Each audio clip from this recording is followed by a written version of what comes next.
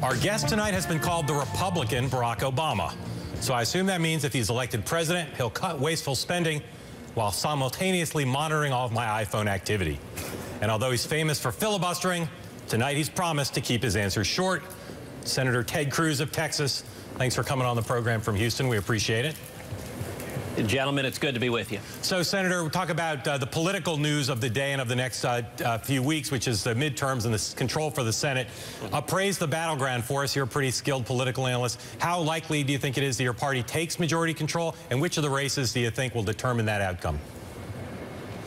Well, I'm very optimistic. I think it is more likely than not that Republicans are going to retake the Senate and that we're going to retire Harry Reid as majority leader. For the last month, I've been on the road almost nonstop. I've been going to battleground states. I've been up in Iowa. I'm headed to Georgia. I'm going to be in Alaska. I'm traveling all across the country trying to turn out conservatives. And to take control of the Senate, we need 6 seats. There are right now 10, 12, as many as 14 seats that are seriously competitive, that are within 1 or 2 points. So, Senator, what's your if hunch? they all break? What's your hunch about which ones will be the closest, or the ones that will really, on election night, be the ones that decide it? Well, there are a total of 7 Democratic seats that are up in red states that Mitt Romney carried. 6 of them, Barack Obama got 42% or less. So the natural place to start are the 42% states. Those are West Virginia, Montana, South Dakota, Arkansas, Louisiana, and Alaska. Of those, it appears West Virginia and Montana are largely off the table. The Democrats are not seriously contesting those. South Dakota, it's a little quirky with an independent, but I think South Dakota will be a safe Republican seat.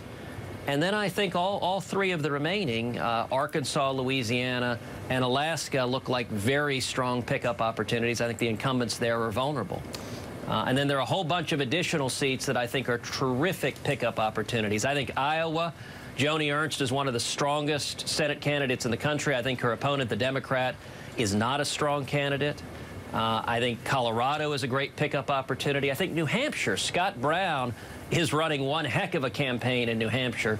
So there are a lot of seats that are in play right now. And if they break right, Republicans could pick up 10, 11, 12 seats. If they break wrong, we could end up with 3 or 4, just enough to leave Democrats in the majority. I don't think that'll happen, but it's close enough it could break either way. All right, Senator, you're a lawyer, and you have some very strong views on judicial philosophy and judicial policy.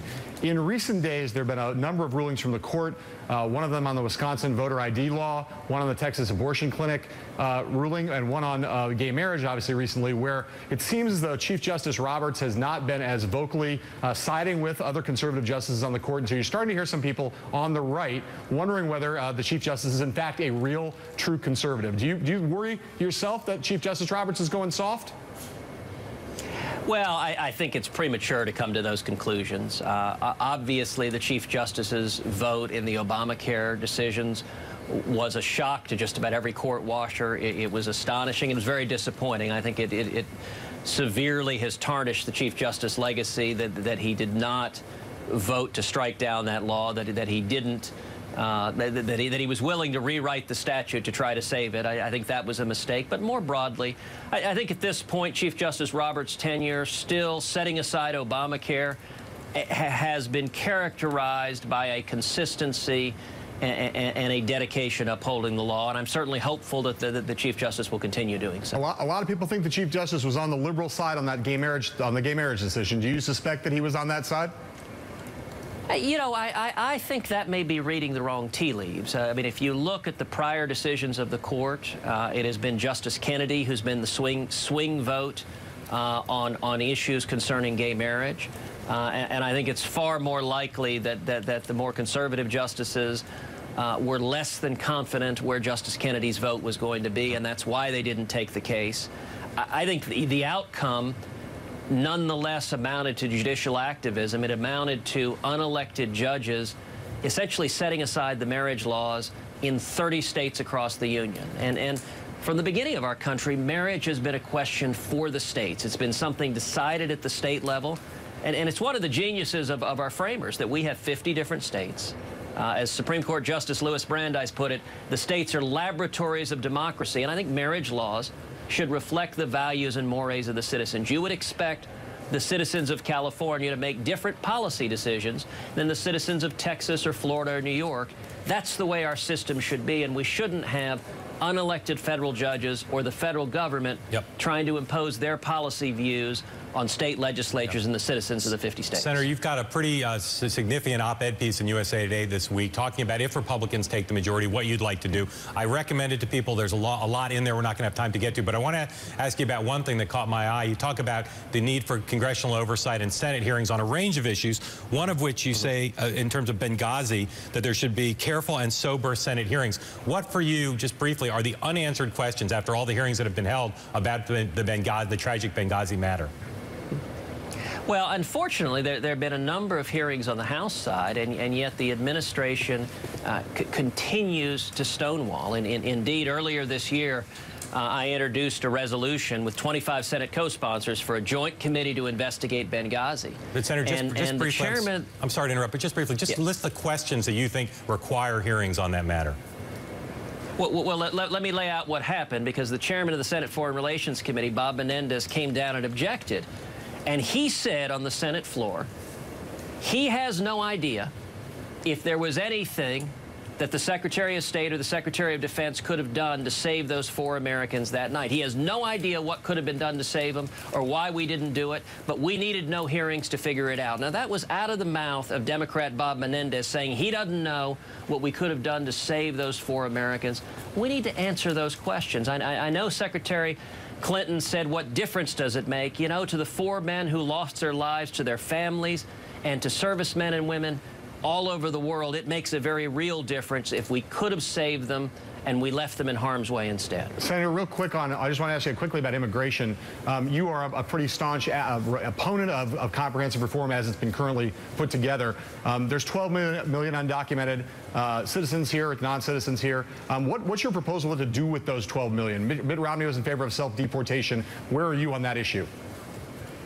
Well, look, I am a strong advocate of common sense immigration reform. And I think the way we address immigration reform, if you actually want to pass something, is you focus on areas of bipartisan agreement.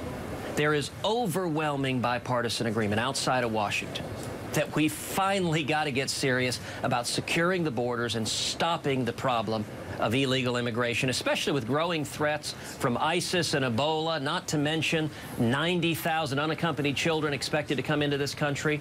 We should come together in a bipartisan way to say enough is enough. Let's secure the border. Senator, understood. I think there is also. What's your posture on what happens to the 12 million?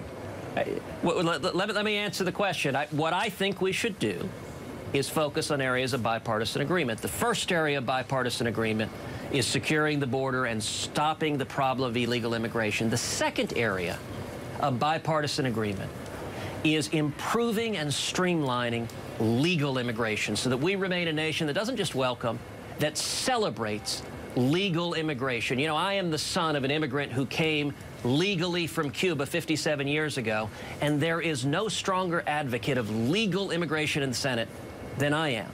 If you actually want to pass a bill, the way you do it is you focus on areas of bipartisan agreement.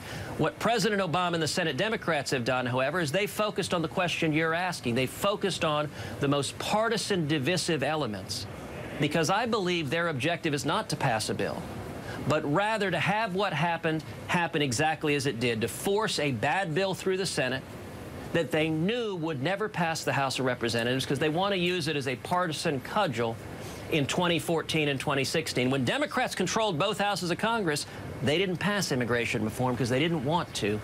If you want to pass a bill, the way to do it is focus on areas of agreement, not engage in partisan warfare like President Obama and the Democrats. All right, Senator, next time you're in New York, we're going to have you come in and talk more about those 12 million. But for now, I want to have you take off your Senator Ted Cruz face and let's go straight to some more personal and relaxed stuff. You're a big fan of the Godfather films. I'll give you 2 choices. 1, you can do your best Godfather character imitation, or 2, you can tell us who the most compelling character in the Godfather trilogy is. Up to you.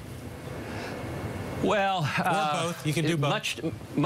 Much to my team's relief, I'll probably resist doing Godfather impressions. Although if you get a beer in me, I might not.